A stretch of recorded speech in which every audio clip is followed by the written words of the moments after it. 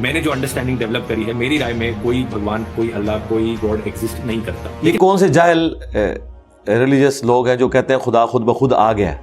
خدا تو آیا ہی نہیں ہے. کبھی کوئی ایسا وقت ہی نہیں تھا کہ خدا نہیں تھا. خدا آیا ہی نہیں ہے. خدا تو ہمیشہ سے ہے. تو یہ پہلے تو کنسیپٹ کلیئر کریں، خدا آیا نہیں ہے، خدا ہمیشہ سے ہے.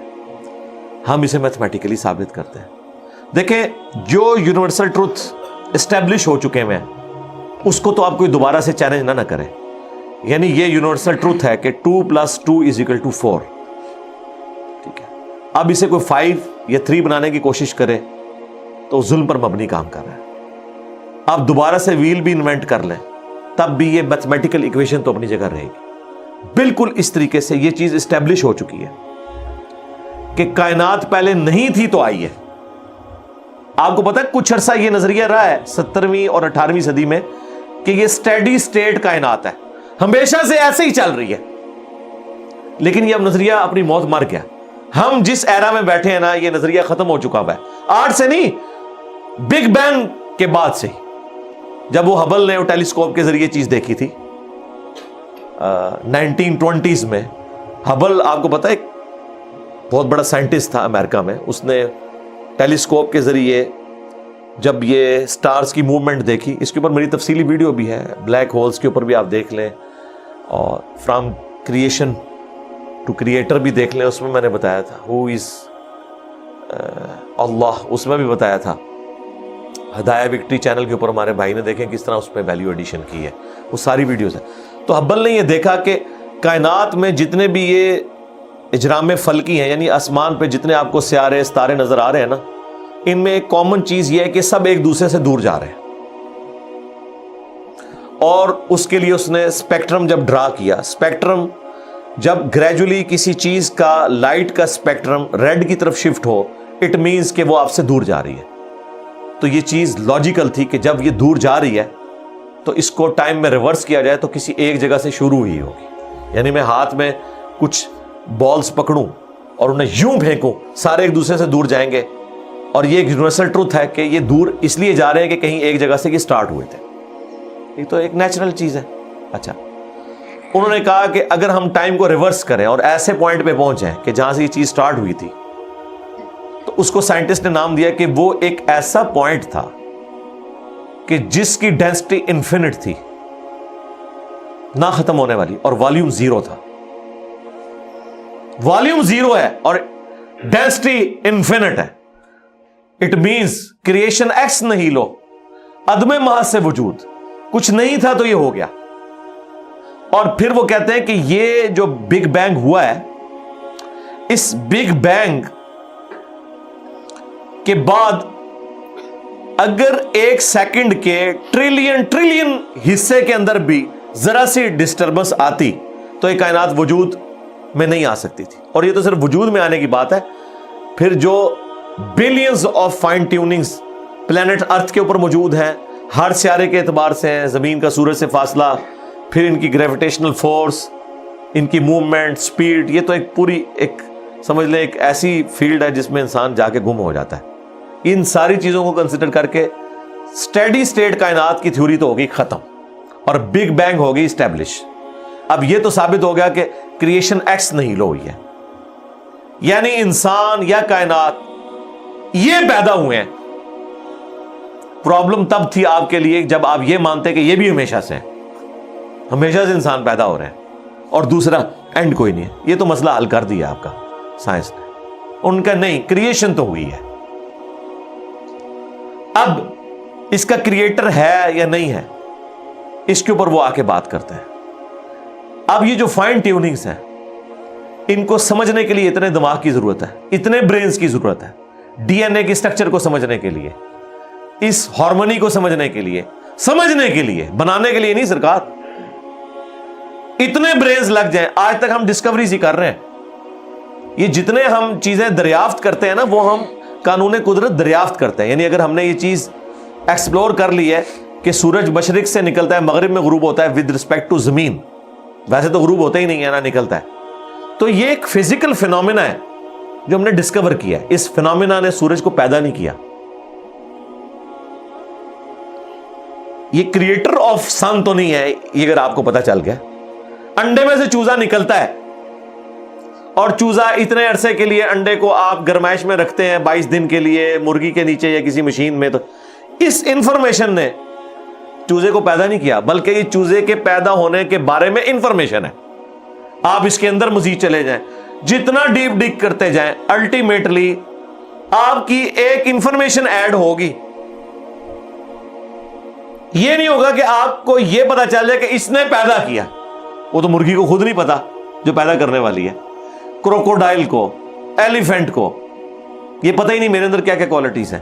جس کو یہ پتہ ہی نہیں میرے اندر کیا کوالٹیز ہیں, انسان کو نہیں پتا ابھی تک میرے اندر کیا کوالٹیز ہیں. یہ تو بھی سائنس تھوڑا بہت آپ کو ایکسپلور کر رہی ہے.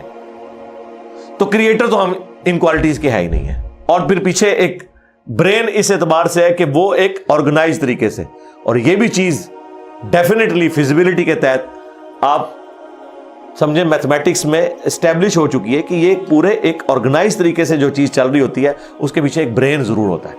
برین کے بغیر یہ کوئی ڈیزائن کر نہیں سکتا.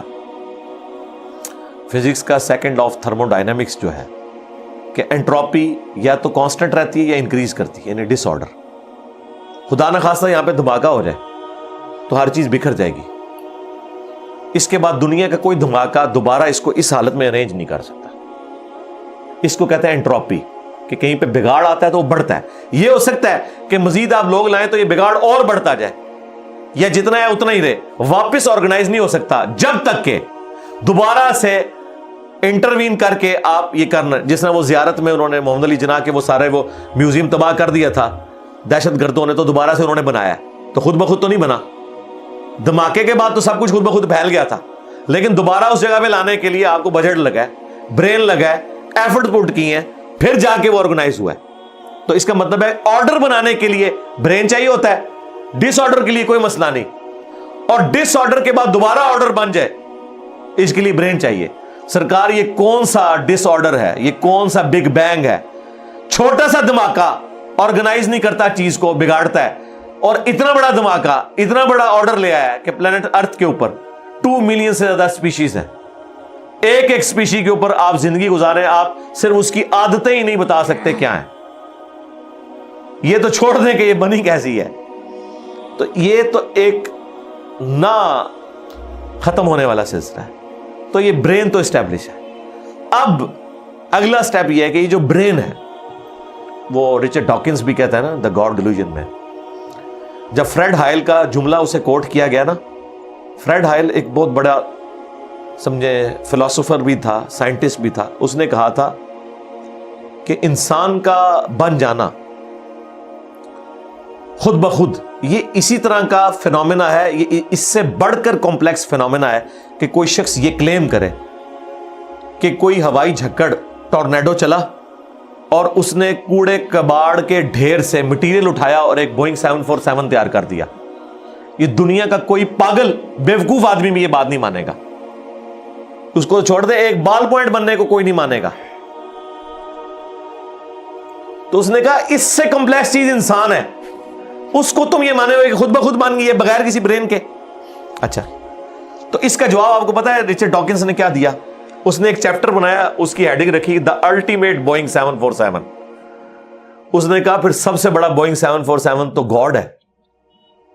آپ یہ کہہ رہے ہو کہ انسان اتنا کمپلیکس ہے کہ خود بن نہیں سکتا کسی کے بنائے بغیر, تو جو اس کو بنانے والا ہے وہ تو اس سے زیادہ کمپلیکس ہے, وہ تو الٹیمیٹ بوئنگ 747 ہے. اگر اتنا مشکل انسان ڈی این اے اسٹرکچر والا یہ آپ کہتے ہو خود نہیں بنے گا, اس کو کوئی بنائے گا, تو جس نے اسے بنایا ہے وہ تو اس سے زیادہ کمپلیکس چیز ہے, تو اس کا بھی کوئی کریٹر ہونا چاہیے. تو ہم نے کیا کہا تھا, رکو ذرا صبر کرو, for the sake of argument ہم تمہاری بات کے ساتھ ایگری کرتے ہیں, لیکن آگے چل. ہاں, وہ جو کریٹر ہے جس نے ہمارے کریٹر کو بنایا ہوگا تو یقیناً وہ ہمارے کریٹر سے بھی زیادہ کمپلیکس کریٹر ہوگا, تو پھر اس کا بھی کوئی کریٹر ہونا چاہیے. اب تو قیامت تک لگا رہا ہے, یہ ایکویشن کہیں ختم نہیں ہوگی تا وقت کہ کوئی ایک کریٹر ایسا ہو جسے کسی نے نہ بنایا ہو. تو وہی تو ہے لم یلد ولم یولد. سورہ اخلاص میں ہی تو ڈیفینیشن ہے لم یلد ولم یولد، سرکار یہ آپ کو میتھ سمجھا سکتی ہے، یہ آپ کو فزکس سمجھا سکتی ہے. یہ کتنی بڑی ڈیفینیشن ہے. ہم نے بچپن میں ایسے ہی یاد کر لیا کہ نہ اس کا کوئی باپ ہے نہ کوئی بیٹا. نہ، یہ تو ہم ایک اخلاقی سے ترجمہ کر رہے ہیں نا.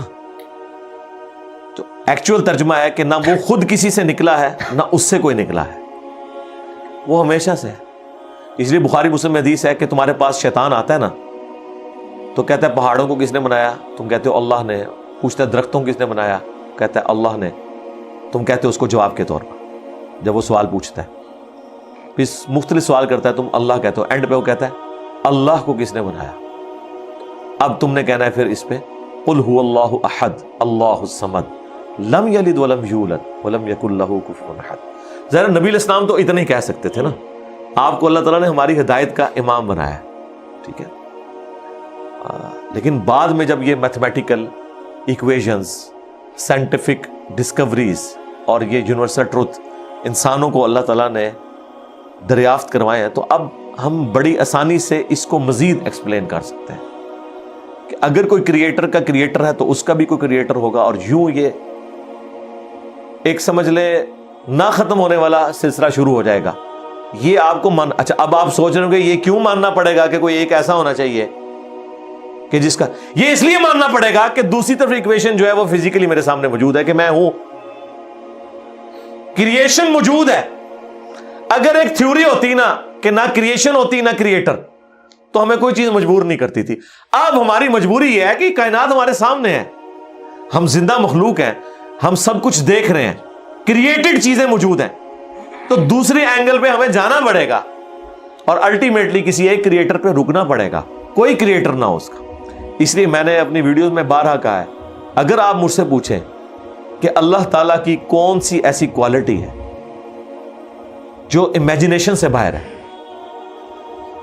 جس کی آپ کو مثال بھی نہیں بیان کر سکتے. دیکھیں اگر اللہ تعالیٰ کہتا ہے میں سنتا ہوں دیکھتا ہوں، تو ہم اس کا ایک دھندلا تصور لا سکتے ہیں کہ میں بھی سنتا ہوں اور دیکھتا ہوں، اگرچہ میرا ادھار کا ہے، اللہ کا ذاتی ہے، میرا لمیٹڈ ہے، اللہ کا ان لمیٹڈ ہے، میرا ڈیپینڈنٹ ہے، اللہ کا انڈیپینڈنٹ ہے. ہر چیز کو آپ امیجن کر سکتے ہیں، لیکن اللہ کی جو یہ کوالٹی ہے کہ وہ ہمیشہ سے ہے، کبھی کوئی وقت ایسا نہیں تھا کہ وہ نہیں تھا. یہ ایک ایسا اندھا کنواں ہے، یہ وہ کانسیپٹ ہے کہ جس میں آپ غرق بھی ہو جائیں آپ کو اس کا کوئی سرا نہیں پکڑائی دے گا، ٹھیک ہے. اور یہ اللہ کی ایسی کوالٹی ہے. بہرحال یہ کوالٹی تو ہم اللہ کے ساتھ شیئر نہیں کر سکتے، لیکن جو اس کی دوسری کوالٹی ہے کہ وہ ہمیشہ کے لیے ہے، اس نے دیکھیں آپ کو شیئر کر لیا اپنے ساتھ، خالق اور مخلوق کے فرق کے ساتھ ہمیشہ کی زندگی اس نے جنت میں آپ کا مقدر کر دی ہے. یعنی وہ کوالٹی تو شیئر نہیں ہو سکتی کہ ہمیشہ سے ہو، لیکن ہمیشہ کے لیے ہو، یہ اس نے آپ کو دے دی ہے. دیکھیں یہ وہ کنسپٹ ہے جس کے بعد آپ اللہ سے محبت کریں کہ دیکھیں وہ اکیلا تھا، اس نے اپنے ساتھ آپ کو شریک کر لیا، اس اعتبار سے کہ خالق اور مخلوق کا فرق تو ہے، لیکن اس نے دیکھیں آپ کو کیا کیا نعمتیں جنت میں دینی ہیں. آپ خواہش کریں گے وہ چیز آپ کے سامنے آ جائے گی. اسی کے لیے میں نے وہ منی گاڈ کی ٹرم ڈیوائز کی تھی خالق اور مخلوق کے ساتھ سمجھانے کے لیے. اپنا تو انہوں نے وحدت الوجود ڈیوائز کیا، جبکہ وجود تو اللہ کے علاوہ بھی موجود ہے، لیکن ہم نے کبھی ان کو نہیں کہا آپ کافر ہو. یہ ایکسپلینیشن دیتے ہیں وحدت الوجود سے مراد یہ کہ حقیقی وجود ایک ہے، باقی اسی نے پیدا کیا. حالانکہ ان کا یہ نظریہ نہیں ہے، یہ کہتے ہیں باقی بھی اسی کا حصہ ہیں. ہم کہتے ہیں نہیں چلو ٹھیک ہے، ہم بدگمانی نہیں کرتے. وحدت الوجود کا کنسیپٹ ہم نے کفر و شرک ان کے کہنے کے اوپر نہیں مانا، حالانکہ ہم لگا سکتے تھے فتویٰ، کیونکہ جب کوئی اپنی ایکسپلینیشن دے دیتا ہے پیچھے فتویٰ نہیں رہتا. لیکن انہوں نے ہمارے اوپر فتوے لگائے، یہ ہو گیا وہ ہو گیا. اور پھر دیکھیں وہ مفتی سعید صاحب نے بھی کہہ دیا بھائیا سب کی اپنی چھوٹی چھوٹی خدائیاں ہوں گی. یا جنت میں وائی فائی ہوگا، سب کچھ ہوگا. بھائی کسی آدمی کے وہم و گمان میں بھی وہ چیزیں نہیں گزری جو اللہ اسے جنت میں دے گا. بھیا سب کی اپنی اپنی چھوٹی چھوٹی خدائیاں ہوں گی، اب اس سے زیادہ کیا چاہیے. بھیا سب کی اپنی اپنی چھوٹی چھوٹی خدائیاں ہوں گی، اب اس سے زیادہ کیا چاہیے. بھیا سب کی اپنی اپنی چھوٹی چھوٹی خدائیاں ہوں گی، اب اس سے زیادہ کیا چاہیے. اپنی خدائی ہوگی نا یہ ہو جائے یہ نہ ہو، اپنی خدائی ہوگی نا یہ ہو جائے یہ نہ ہو، اپنی خدائی ہوگی نا یہ ہو جائے یہ نہ ہو. ہاں آیا نا پھر.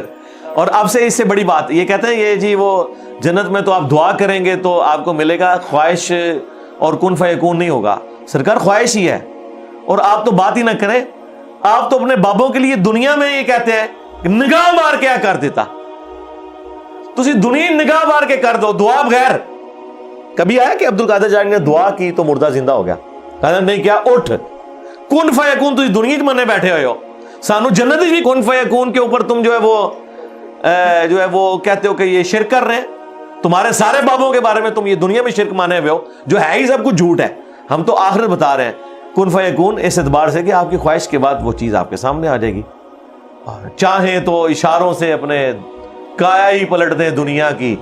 ہاں یہ حال ہے خدمت گاروں کا, سرکار کا عالم کیا ہوگا, اشاروں سے, دعاؤں سے نہیں. تو سانو کہتا نہیں جنت کی دعا تو بعد ملے گا, اشارے نہ کچھ نہیں ملے گا. تو اسی دنیا جی اپنی جہنم بنائی ہوئی ہے اس طرح سے عقیدے رکھ کے, اور جو ایکچوئل ہے وہ تو ہے انشاءاللہ تعالی. ہاں شاید آپ کے لیے اور آپ جن کو مانتے ہیں ان کے لیے نہ ہو, اس لیے آپ ماننے کے لیے تیار نہیں ہے. ہمارے لیے تو ہے انشاءاللہ تعالی, انشاءاللہ.